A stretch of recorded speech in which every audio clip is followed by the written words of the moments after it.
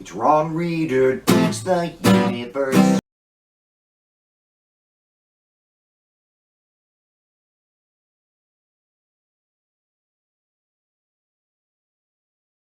I'm Ron Reader, and this is Ron Reader Digs the Universe. And tonight, Easter versus 420.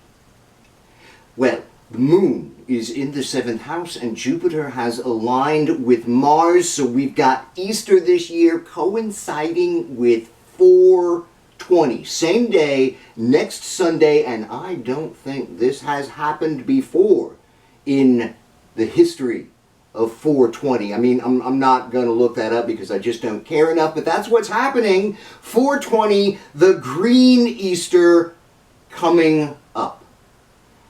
I usually do an Easter episode here at Ron Reader Digs the Universe primarily because I have issues with a great deal of the theology as understood by evangelicals behind the holiday. This year is, of course, no exception, but the green Easter offers up a big opportunity to get some spirited, edifying entertainment going for this dual day of, I don't know, happiness and joy. I think a little compare and contrast is in order here, don't you think?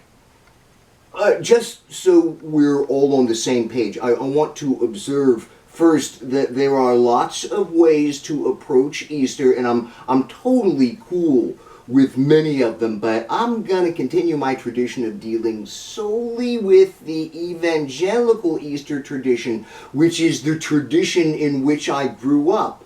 And because evangelicalism is so widespread among MAGA, it's also the fascist Easter tradition. Big fucking deal, right?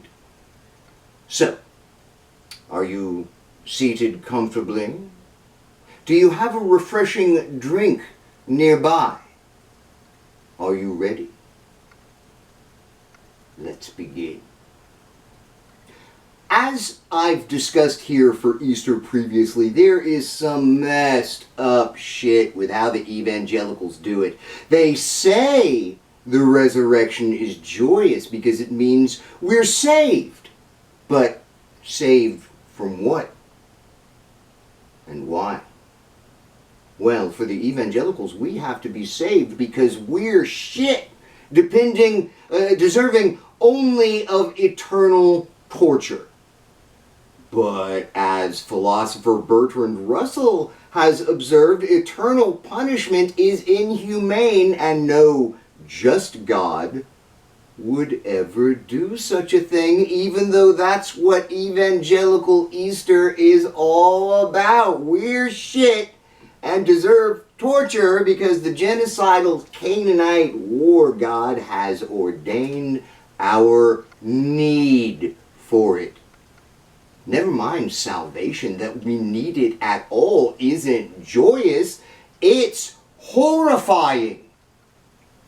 But that's simply an outlook, a philosophical or theological outlook. Marijuana, celebrated for 420, has some actual physical harms associated with it. Cancer for long-term smokers, heart arrhythmia for some users, and psychological dependence. It's not all rainy day women and Snoop Dogg. But smoking weed is fun, and hell, for that matter, so is evangelical Easter with eggs and bunnies and cool old hymns and wearing your Sunday best. There are very good reasons to do Easter and 420, regardless of your religious or cultural beliefs.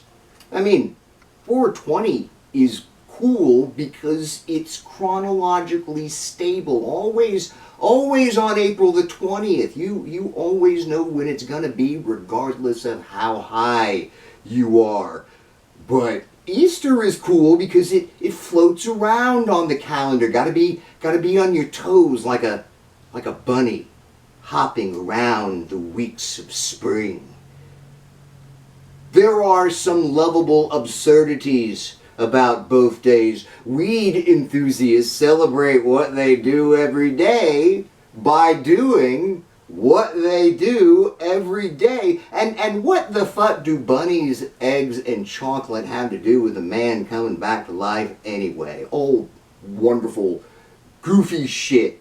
I mean, you've got grass for both days, the translucent, shiny stuff in Easter baskets, and, well, grass for 420.